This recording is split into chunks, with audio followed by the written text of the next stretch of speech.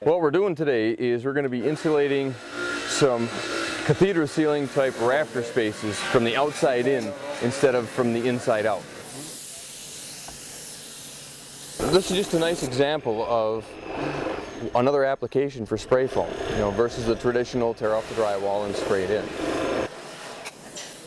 This is kind of a nice way to do it when you're doing a re-roof if you don't want to remodel the inside of your house. So what we do is we spray the foam from the outside in after the roof sheeting has been removed.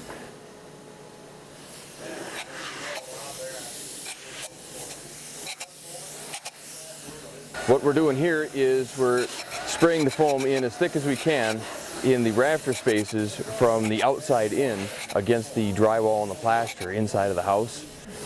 This one looks pretty good.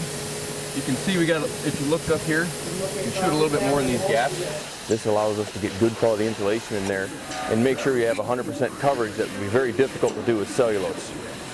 We really want that foam to be as close to the surface of these boards as we can. We stopped insulating here just at the top where the attic ceiling goes flat because that's where the blown-in insulation is going to start and begin. We like to use the spray foam insulation in the pitched areas or in the areas where there's not much clearance so that we can get more R value in a tighter area where you just don't have a whole lot of space to work with. It also seals things up much tighter, stops the air movement, and really reduces the risk of problems like condensation that you have when you have air movement.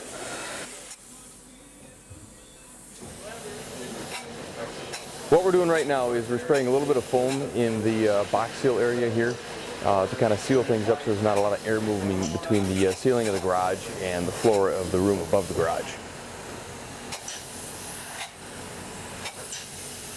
We're spraying a little bit of foam to seal the top of the inside walls to stop a lot of the air movement from the inside walls up into the attic space.